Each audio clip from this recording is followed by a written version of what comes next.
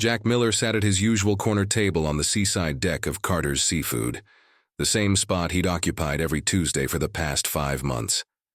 The waves below rolled in with mechanical rhythm, crashing softly against the harbor view. Shore. White noise for a man who had stopped hearing anything but his own grief. At 62, Jack's broad shoulders still hinted at the Marine Corps discipline that once defined him, but now they slumped under the invisible weight of a life gutted by tragedy. 6 months earlier, a house fire had taken his wife, Sarah, and their daughter, Emma. The flames had devoured not just wood and drywall, but every reason Jack had for waking up. What remained was a man operating on muscle memory. Wake, run, eat, repair the cottage, avoid conversation, repeat. That Tuesday evening felt no different. Until it was. His fork paused mid-air when he sensed movement beneath the table. At first, he thought it might have been a gust of wind or a drifting napkin. But then, from beneath the wooden slats of the deck, a mud-streaked German shepherd emerged, ribs visible beneath a thin, weathered coat. The dog didn't bark, didn't whine, just watched. Amber eyes locked on Jack's plate with a focus Jack hadn't seen since his time overseas. Jack stared back, fork still poised, unsure what struck him harder, the animal's desperate hunger or the calm discipline in its stance. This wasn't a feral scavenger. It moved with the deliberation of something trained, something once loved, now broken by abandonment. For reasons Jack couldn't explain, he didn't call for a manager or wave the dog away. Instead, he did something entirely out of character. He slid his plate closer to the edge of the table. The dog hesitated, ears perked, body tense. When Jack finally leaned back and looked away, the shepherd took its chance. With swift, surgical motion, it snatched a piece of grilled salmon and disappeared beneath the deck as quickly as it had arrived. Jack didn't move. He didn't even notice the cold bite of the evening wind against his skin. His eyes remained fixed on the space where the dog had vanished. For months, nothing had pierced the fog of his loss. Not the ocean, not the company of old friends, not the photos still gathering dust on his mantle. But something about that moment, about that dog, cut through. And for the first time in 6 months, Jack Miller pushed back from the table, dropped a 20 under his coffee cup, and followed.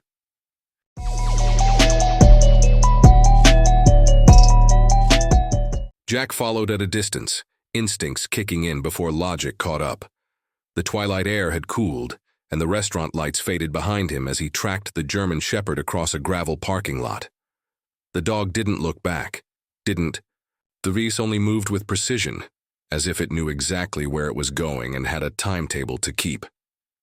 He led Jack past the tourist boardwalk and toward the edge of town, where the abandoned Hemingway boatworks sat cloaked in shadows.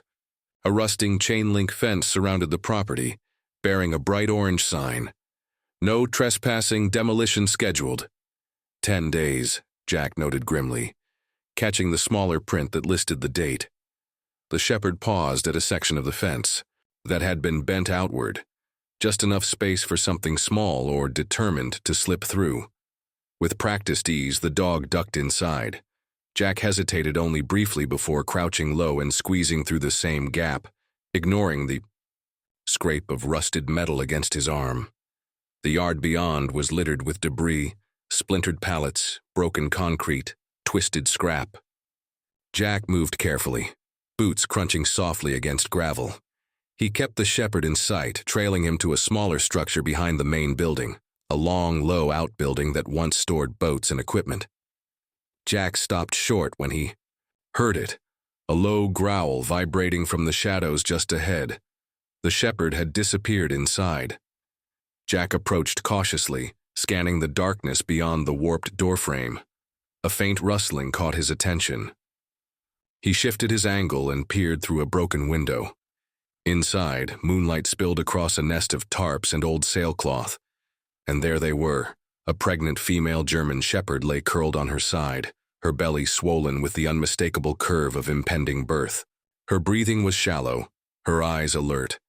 Beside her, a scrappy yellow tabby with a torn left ear stood sentry.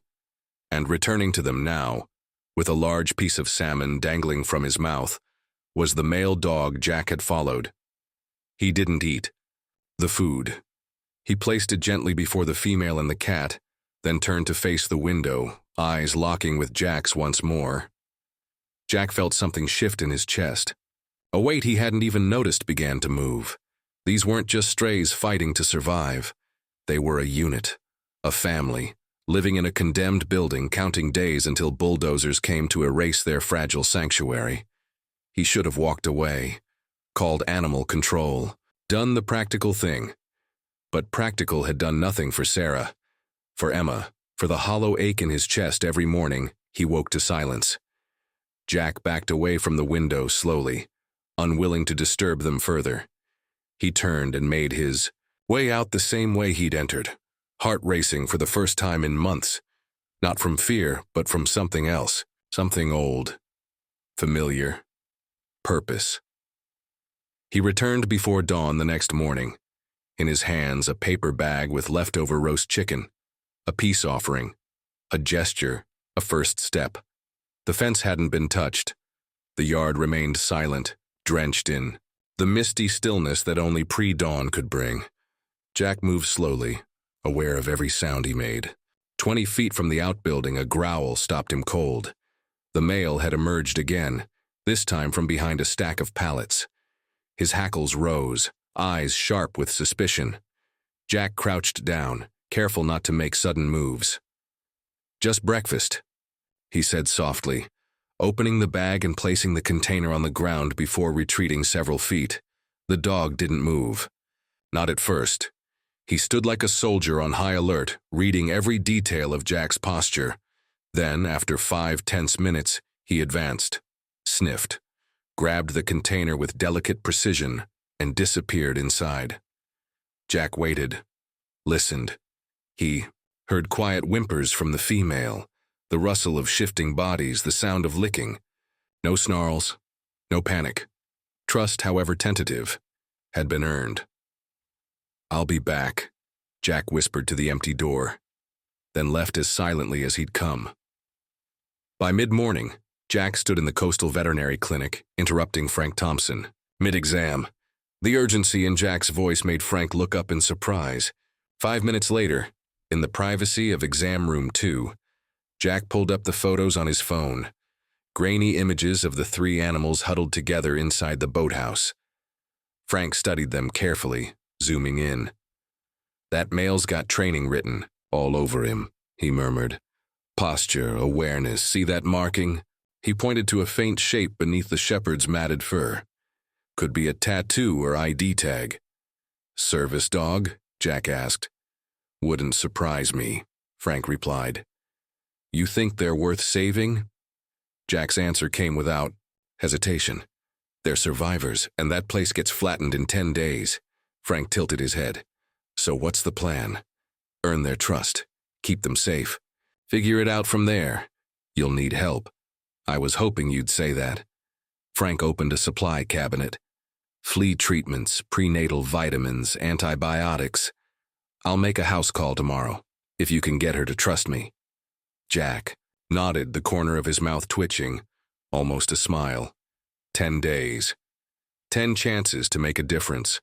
For the first time since the fire, Jack Miller had a mission again.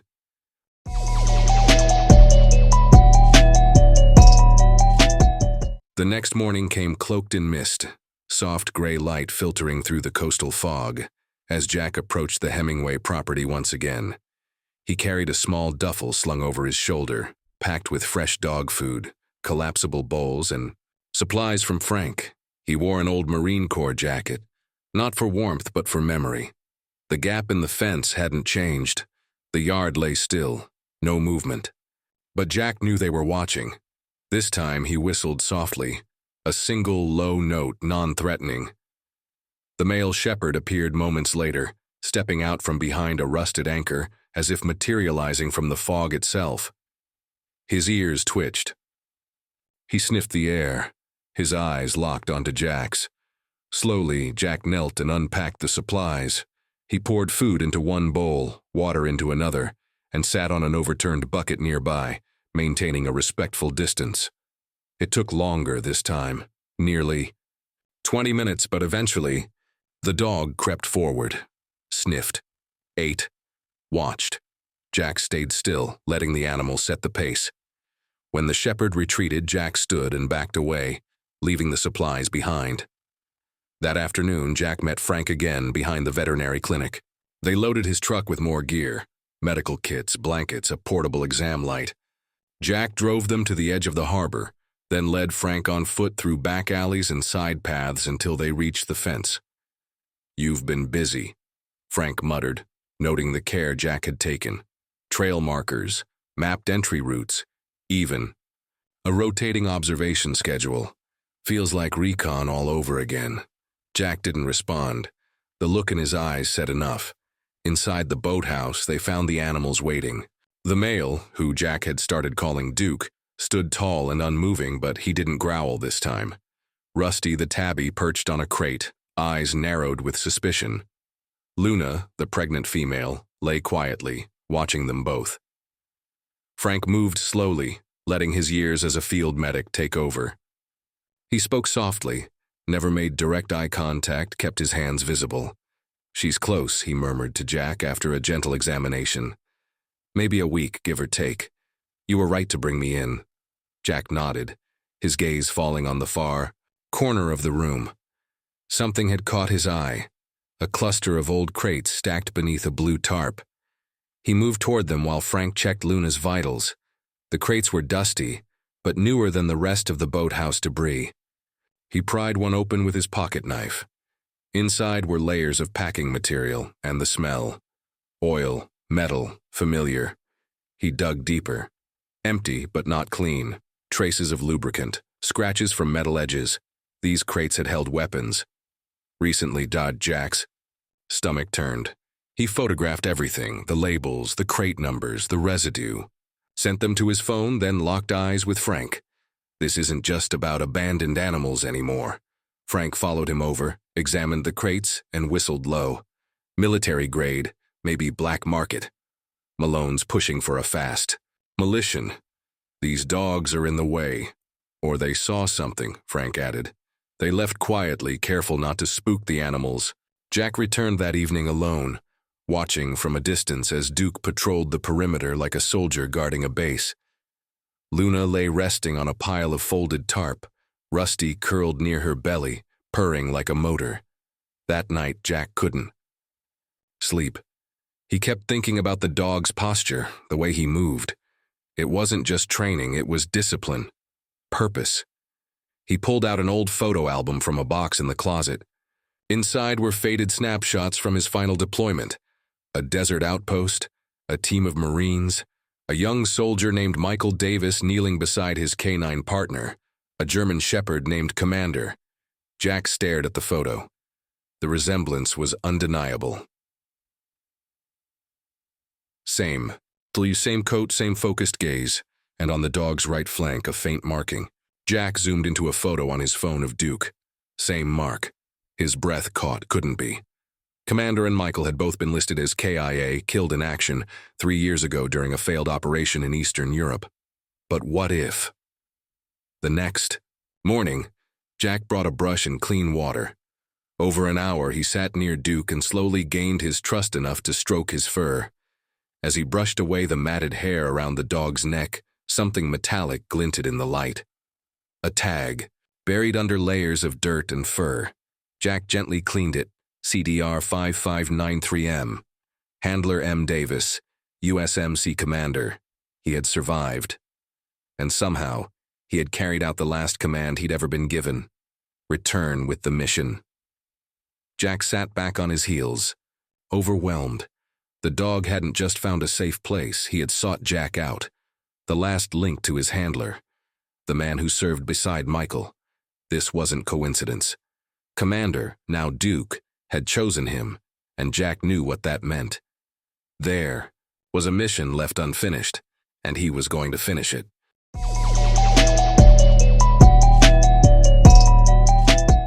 By the end of the week, the sky above Harborview darkened with an incoming summer storm.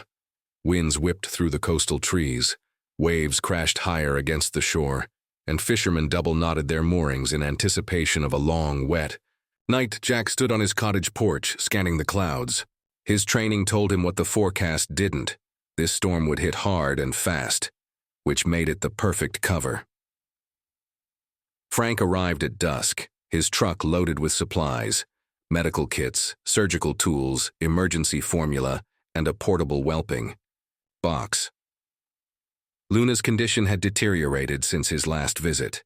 She was panting, restless, and had refused food that morning. Labor was imminent. They'd built a transport crate padded with old towels, but moving her was risky. Frank insisted she might not survive the trip if her labor progressed en route.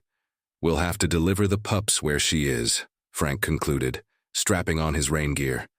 They launched from the public boat ramp a quarter-mile down the coast. Jack paddled, keeping close to the shoreline where shadows were deepest and the water calmer. Lightning lit the harbor at intervals, revealing distant outlines of buildings and boats. By the time they reached the boathouse, the rain was falling sideways.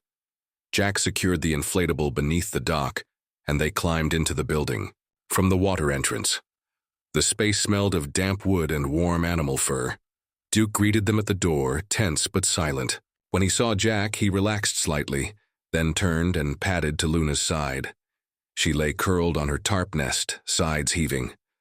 Rusty watched from a ledge above, unmoving. "She's in active labor," Frank confirmed after a brief exam. "First stage. Pup's not crowning yet, but it'll be soon." They set up the whelping area as fast as possible. Extra towels, heating pads, gloves, a headlamp. Jack ran perimeter checks while Frank monitored contractions. That's when he noticed the trap door. Half covered by canvas, nearly invisible in the dark, the hatch lifted to reveal a crawl space beneath the floor. Inside, more crates. Jack opened. One not empty. Rifles, disassembled, coated in protective oil, neatly packed. He photographed everything, then texted both Sheriff Wilson and Rebecca Chen. "Weapons confirmed. Hemingway Boathouse, immediate risk. Please respond." A loud thud interrupted him. Someone was trying the main door. He froze. Through a gap in the boards, Jack spotted 2 black SUVs parked in the lot. 4 men stepped out, one of them unmistakably Vincent Malone, his designer coat wildly out of place in the rain. "We've got to go," Jack whispered. But Luna whimpered. A wet stain bloomed beneath her. "Too late," Frank said. "First, puppies coming?" Voices outside shouted orders. Jack moved fast, grabbing the flare from their emergency kit. He opened the trap door, dropped the flare inside, and slammed it shut. The flare wouldn't ignite the weapons, but the smoke would send a clear message. "Fire in the hole," Jack shouted.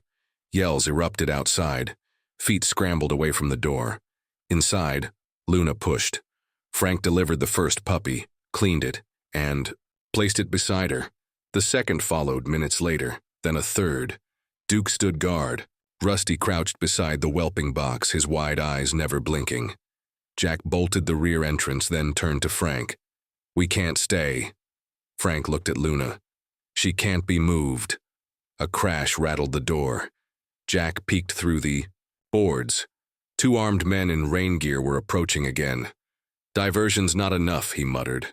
Then he saw the boat, larger, sleeker, closing in from the harbor. Not harbor patrol. Malone had brought backup. "We beach it," Jack decided. "What?" "My place, Cliff Path. She can't make the hike, but there's a boat shack, dry, secluded." They loaded Luna and her 3 pups into the crate. Jack grabbed supplies. Duke helped guide Rusty along the dock. The larger boat was nearly upon them. They hit the beach hard. Jack staggered as the boat slammed into wet sand. Water flooded over the sides. Another contraction. Frank shouted, "Another puppy's coming now!" Jack pointed to the shack built into the cliff base. "There!" They carried Luna's crate through the rain, Jack breaking the lock with a rock. Inside was cramped but dry. Fishing gear, shelves, a table. Frank delivered the 4th puppy as Malone's men landed on the beach. Flashlights swept the rocks. Jack grabbed the pistol he'd taken from one of the guards earlier and took position at the window. Malone's voice came through the storm. "Miller, I know you're in there. Hand over the animals and what you took." Jack said nothing. Another crash against the door. Then another. Frank whispered, "She's hemorrhaging." Jack felt his throat tighten. "She needs a clinic. Now." Outside, Jack saw flashlights heading closer. No time. No more tricks. He grabbed the flare gun and climbed halfway out the window. A red flare arced over the harbor. Then silence.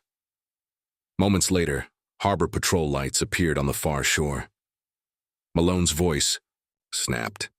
"Fall back, now!" Flashlights vanished. Inside the shack, Luna whimpered again. The 5th puppy arrived, then the 6th, then the 7th. Frank worked fast, his hands stained with blood. "We need to get her out now." Jack nodded.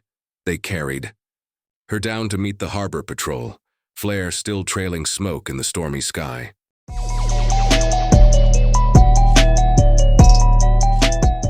The storm finally broke just before dawn, revealing a coastline battered by wind and washed clean by rain.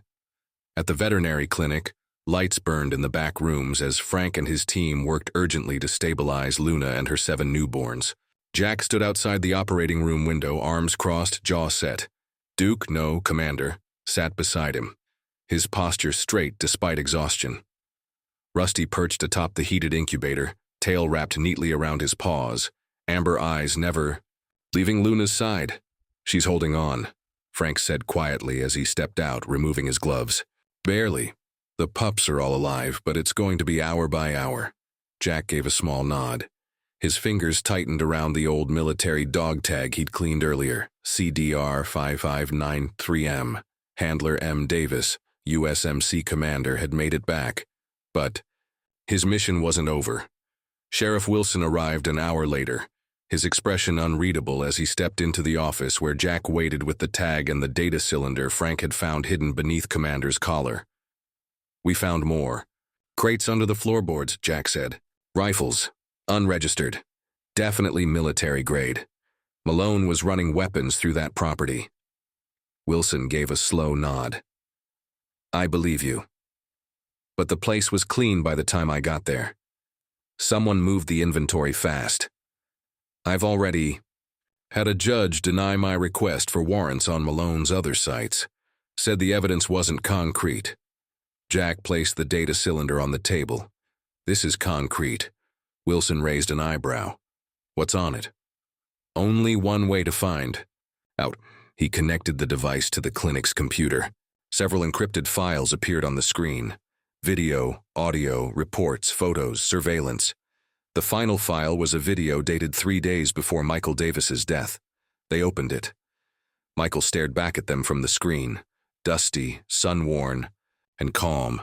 "If you're watching this," he said, "Commander made it. That means I didn't." Jack swallowed hard, a knot forming in his throat. "There's something wrong with this op," Michael continued. "Intel doesn't match what we're seeing. Weapons aren't just moving through the known channels. There's a civilian conduit involved. American." He looked directly at the camera. "The name is Vincent Malone. He's laundering through development deals. Harborview Estates is one of them." Jack and Wilson exchanged a stunned glance. Michael went on. "I've attached evidence, bank transfers, shipment manifests. If I don't make it, get this to Naval. Intelligence, Commander knows the protocol." The screen went black. Jack leaned back in his chair, hands trembling slightly. "He brought it back," Jack whispered. "Commander brought it all the way home." Wilson stood slowly. "This blows the case wide open, but it also makes Malone more dangerous than we thought. We need to move carefully. We leaked this to the wrong person, and Malone disappears forever." "Rebecca Chen," Jack said. "She's already digging. She's clean." Wilson nodded. "I'll coordinate with federal agents. Naval intelligence needs this." A soft knock interrupted them. Frank stepped in, his face tired but hopeful. "You need to see this." They entered the recovery room together. Luna lay on a padded bed, IV line taped to her foreleg. The 7 puppies nestled against her side, nursing in turns. But Commander wasn't beside her. He stood watch at the far wall, rigid and alert. Not aggressive, focused. "He's guarding one pup specifically," Frank noted. "That one." He pointed to a small male, barely distinguishable from his siblings except for two markings, a swirl on his right flank and a white star-shaped patch on his chest. Jack inhaled sharply. Michael used to call that Commander's Star of Valor, he said. That pup has the same mark. It's his son, Frank said simply. Commander and Luna. This wasn't just chance. He didn't just find a place to hide. He built a family, Wilson exhaled slowly, and protected it the only way he knew how.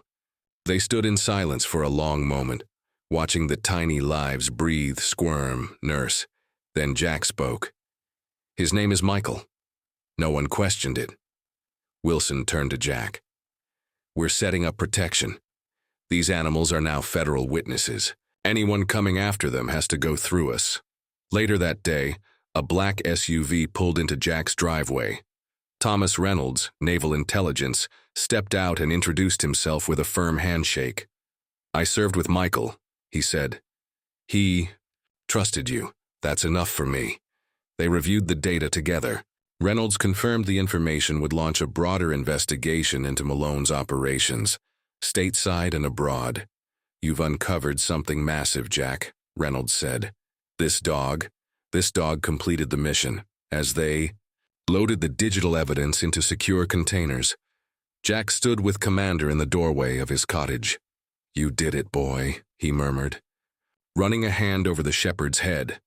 Commander pressed against him gently, the closest thing to a hug a soldier could offer. And for the first time in 6 months, Jack Miller smiled. Not with pain, not with resignation, but with hope. His mission was clear, and it wasn't over yet.